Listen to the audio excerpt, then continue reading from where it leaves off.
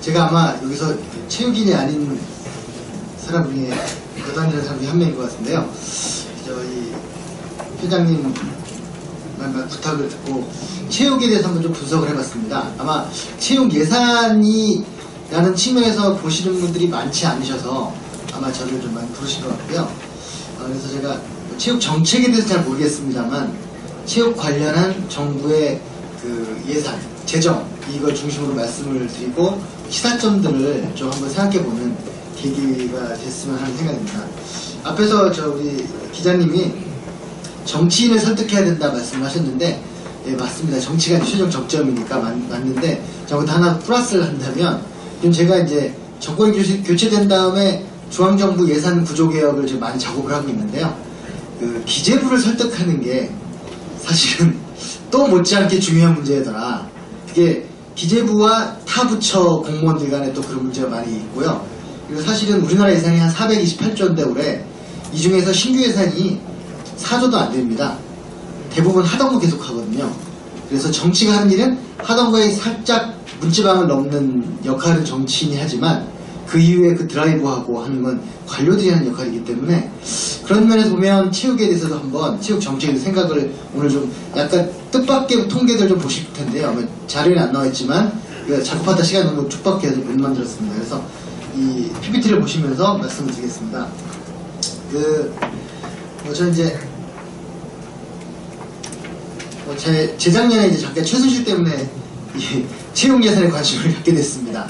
그래서 이제 최순실과 스포츠 토토 뭐 등등등 뭐 이렇게 여기 아시는 분들 그때 차관 뭐 이런 분들 얽힌 것 때문에 관심을 갖게 되면서 그 최순실 예산 사실 좀 뭐 약간 정치 제너럴한 표현이긴 하지만 그런 걸 만들어내서 제가 체육 12년대나 이런 쪽에서 요청을 하셔서 한번 좀 정리를 한번 하기 시작하면서 제가 체육과 관련을 맺게 됐습니다. 아마 제가 볼 때 이러다 보면 저도 체육인의 한 사람이 되지 않을까 하는 생각을 하게 됩니다.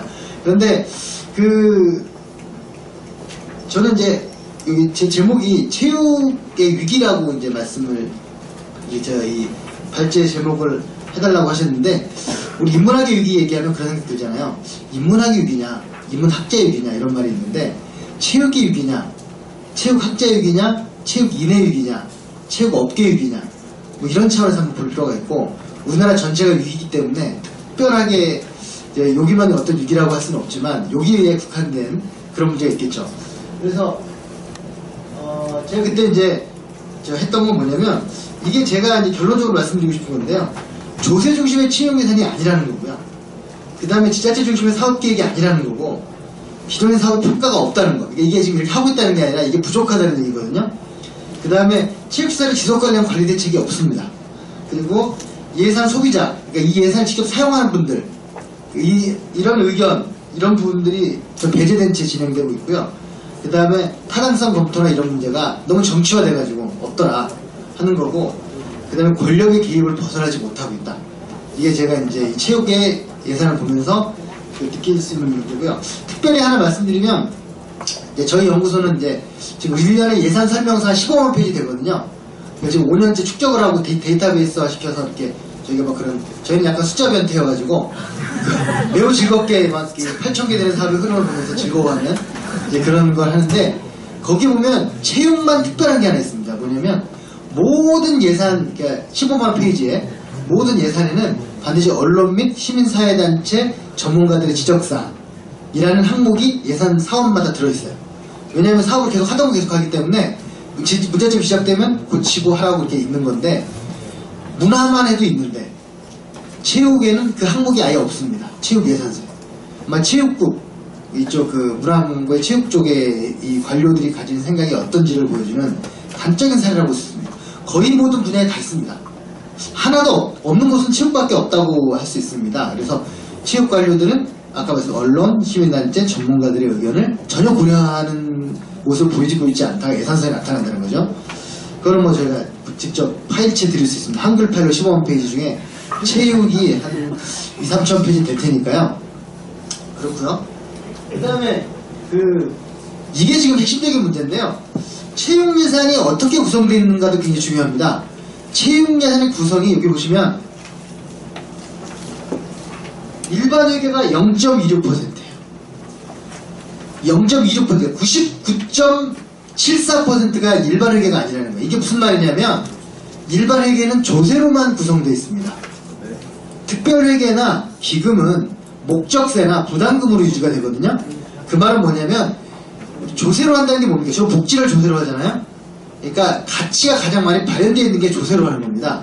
하지만 목적세나 부담금은 그거에 해당되는 수익자 내지는 뭐 부담해야 되는 사업자들이 내는 돈입니다. 약간 기분이 좀 이상하잖아요. 그러면 체육이 우리가 기본적으로 이 사회가 추구하는 가치라는 차원에서 우선순위 밀려있다는 거죠. 이 예산으로 보면. 그리고 또 하나 문제는 이게 항상 이런 건 아니었다는 겁니다. 제가 이제 20년째 예산을 분석하고 있는데요. 20년 전, 15년 전, 10년 전 쭉 보면 그 15년 전까지는 뭐가 있냐면 이게 반대였어요. 95% 이상이 조세였습니다. 일반 회계였어요. 체육 예산이. 그러니까 체육대회를 하든 뭘 하든 그 국가가 필요해서 하는 가치라고 인정을 한 거였거든요. 근데 15년 전부터 급격히 바뀌면서 10년 전에 됐을 때는 거의 30으로 줄어든 조세가 지금에 와서는 0.26%로 줄어드는 거죠. 그러니까 정확히 숫자와 비례하진 않겠지만 대체적으로 저만큼을 사회적 가치의 중요성으로 생각하는 거라고 저는 관료들이 그렇게 저는 생각을 합니다. 물론 관료들도 의도한 건 아니었겠지만 하다 보니까 편하게 돈 쓸 수 있는 거. 기금이나 특별회계가 편하게 돈 쓸 수 있는 곳이거든요. 사실 일반회계는 매년 검토하고 해야 돼요. 그러니까 아까 예산서에 왜 언론 및 시민사회단체 전문가의 의견이 없을까 하는 비밀 중에 하나가 이런 거라는 거죠. 그러니까 뭐냐면 하던 대로 계속 하는 거고 이걸 개혁을 하려면 일반회계 쪽에서 있을 때 개혁이 쉽거든요. 오히려 문제가 있으면 확 줄이고 문제가 없으면 늘어나고 이런 건데 그런 면에서 한번 유심히 보실 필요가 있고요.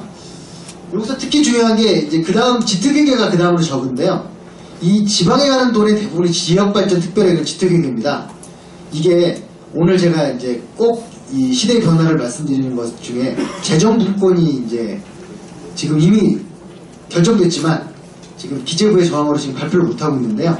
재정분권이 결정되면 지방에서 돈을 지금도 많이 쓰지만 훨씬 많이 쓰게 됩니다. 그래서 지금 보시면 시설 지원 이런 것들이 지특회계로 많이 쓰는데요. 이게 이제 없어질 가능성이 높습니다. 그럼 이제 지방이 알아서 하라는 걸로 하게 됩니다. 그래서 이걸 어떻게 쓰고 있는가를 보면 이 민간 경상보조라는 거는 현금을 주는 거고 자본보조는 건물을 지어주거나 임대를 해주는 거거든요. 근데 보시면 이 중앙정부에서는 현금으로 주는 게 대부분이고 건물이나 짓거나 뭐 이런 것들은 작은 액수죠. 근데 지방으로 가면 지방으로 주는 보조금은 현금으로 주는 것보다 짓는 것에 훨씬 더 많은 비중이 있습니다. 한 3배 정도 되잖아요. 이게 무슨 말이냐면 중앙은 조직과 그러니까 현금으로 주는 게 주로 조직에 주거나 사람에 주는 건데 대부분 조직에 주겠죠. 체육회 같은 거에 주는 거고 이 지방은 건물 짓는 데 돈을 쓴다는 거죠. 그래서 이게 중앙과 지방이 돈 쓰는 방향이 다른 걸 보여주는 건데 그런 차원에서 이 둘 어떻게 쓰는가에 대해서 굉장히 중요한 문제다 하는 말씀을 드리겠고요. 이번에 이제 3월 달에 지역 체육정책 현안 그래서 2030 스포츠 비전이 나왔는데요. 여기서 보시면 스포츠 기본법이라든가 여러가지 혁신안이 나왔습니다. 여기서 주목해야 되는 게 뭐냐면 남과 북이 함께 만드는 이때만은 이제 남북 회담이 예정되어 있었기 때문에 이렇게 되는데 아마 이쪽에 이제 많이 중점을 둘 것 같습니다. 그리고 또 하나 또 주목해야 되는 건 뭐냐면 이번에 제가 공공기관 경영평가단 활동을 하고 있는데 이 체육 진흥공단 이쪽도 지금 여기 지금 새로 평가에 포함이 됐는데요. 이 현 정권의 가장 큰 특징이 예전에 수익률이라든가 이런 거 중심이었는데 사회적 가치를 크게 반영하라. 이번에 가장 큰 변화입니다. 그런 면에서 보면 저는 이제 아까 말씀드린 이 체육이라는 분들이 사회적 가치, 우리 가치, 이 사회의 가치를 발현하는 곳에서 저는 숫자, 특히 돈이 어디로 가는가가 그것을 보여준 척도라고 생각합니다.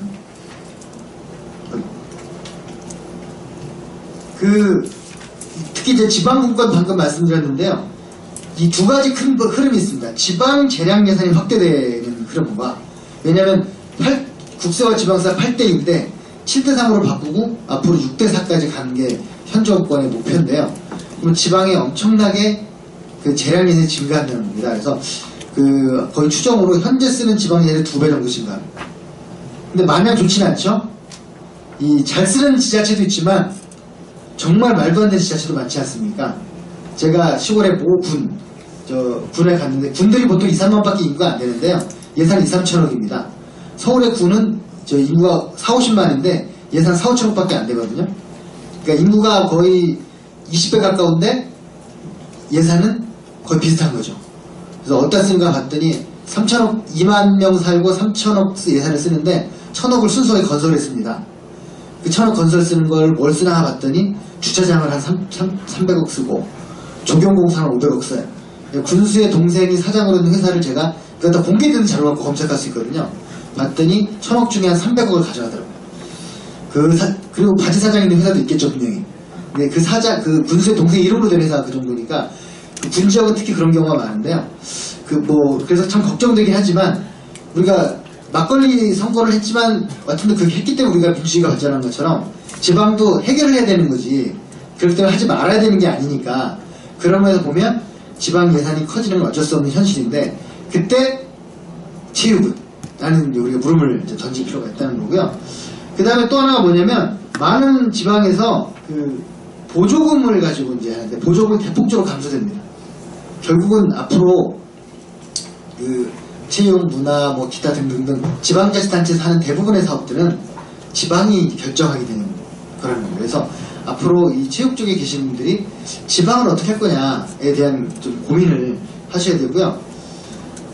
이거는 너무 막 디테일해서 이걸 뭐 어떻게 다 실을 수도 없는 건데 한번 1인당으로 각 지방자치단체의 예산, 체육 예산을 1인당으로 쭉 했습니다. 그래서 너무 이게 짜잘해서 자료집에 화면에서는 뭐 그런데요. 한마디로 말씀드리면 여기 보시면 서울 종로구는 1인당 41,000원이에요. 체육 예산이. 근데 동대문구는 400원입니다. 그러니까 이게 무슨 말이냐면 생각보다 지역의 격차가 굉장히 심하다는 겁니다. 같은 서울시인데 400원과 4만원 1인당 엄청난 차이겠죠? 또 그 돈도 어디다 쓰고 있느냐의 문제겠죠. 만약에 그 체육회나 이런 거 줘버리고 그냥 알아서 써라 이렇게 하는 건지 아니면 또 프로그램 관련한 걸 많이 써서 그런 건지를 유심히 봐야 되는데 제가 사실은 오늘 어저께 밤까지도 고민을 하면서 저희 이제 연구원이랑 같이 했던 게 이 체육 예산하고 지역의 체육 운동 참여도라든가 뭐 여러 가지 의료비 지출이라든가 이런 상관관계를 분석해 보려고 무척 노력했습니다만 상관관계가 없는 것으로 나왔습니다. 저는 이거 하나 발견해 보려고 정말 노력했는데 이 돈을 쓰는 거랑 아무 상관이 없다는 겁니다. 그래서 그냥 허탈한 마음으로 그래서 제가 일부러 꼭 보지 않으셔도 된다고 그렇게 지금 해놓은 건데요. 근데 그래서 좀 깊이 더 연구를 해야 될 것 같아요. 왜냐하면 그 돈을 적게 쓰고 많이 쓸 것도 있지만 양적인 문제도 있지만 어떤 사업을 썼는가. 그래서 프로그램에 얼마 쓰고 아까 이게 단체 지원하는데 얼마 쓰고 건설하는데 얼마 쓰고 이런 거 좀 찢어서 구분을 해야 상관관계가 나올 수 있을 것 같아요. 총량은 아닌 것 같습니다. 그래서 그런 생각이 좀 들고요. 그 강원도가 올림픽 때문에 조금 예산이 많은 편입니다.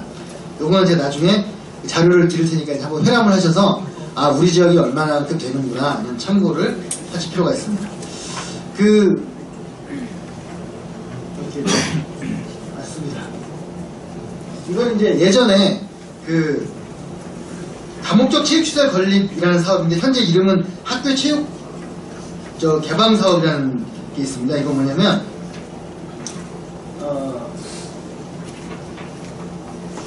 학교에 있는 체육시설을 개방을 하는 그 정책인데 이게 이용 실적이 굉장히 편차가 큽니다. 그래서 한번 이거는 상관관계가 뭔가를 보려고 한번 제가 통계를 내봤는데요.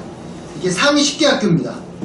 보시면 제주, 안동, 양주, 항진, 상주, 영주, 공주 뭐 이렇게 여기는 북구는 부산이거든요. 이렇게 되어 있는데 이런 이 수도권이 2개밖에 없습니다. 그러니까 인구 때문에 체육활동을 더 많이 참가하는가 하는 문제는 아닌 것 같다는 거죠. 결국은 저는 학교장들의 의지 문제가 있고요. 이게 지자체로 가면 분명히 지자체장의 의지가 있을 것 같아요. 이게 뭐 단적인 사례인데 이런 것도 한번 생각해 보실 필요가 있다는 거고요. 또 하나는 이 하위, 이게 여기 저 못한데요. 이게 이쪽은 하위입니다.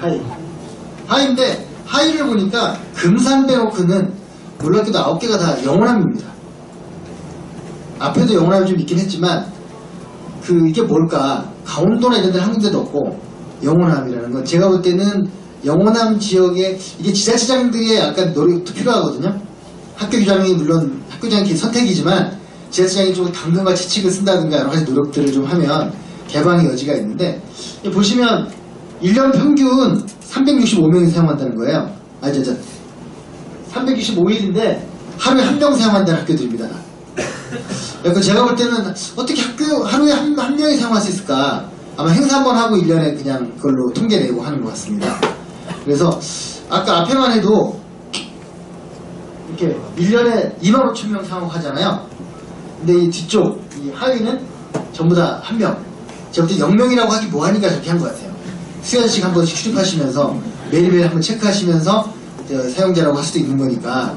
그래서 이게 이제 아까 지방의 문제와 마찬가지로 이제는 지역마다 편차가 굉장히 커졌다 하는 거기 때문에 이제 중앙만 보지 마시고 지역이 어떻게 하는가, 재량도 늘어나고 예산의 재량도 늘어나고 정책의 결정도 늘어납니다. 그런 부분에서 조금 관심을 가질 필요가 있고요.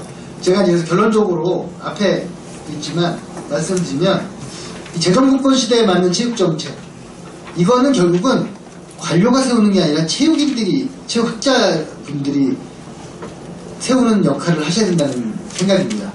그래서 관료는 기술자죠. 그걸 조절하고 그리고 최악을 막고 이런 게 기술인데 관료가 처음부터까지 다 하는 이런 시스템에 문제가 있다고 보고요. 그리고 이제 아마도 이게 지방사무로 대부분 인식이 되기 때문에 국제대회를 하거나 그러지 않는 이상은 지방이 아마 계획하고 결정하게 될 겁니다. 근데 지방이 이제 그럴 능력이 안 되거나 의지가 없거나 이런 문제가 있기 때문에 결국은 전문가들의 역할이 중요하다는 생각이고요. 그리고 돈을 많고 결국은 그러면 건물만 짓다가 이제 끝날 가능성이 높습니다. 그리고 건물 지어놓고도 유지관리비도 안 씁니다.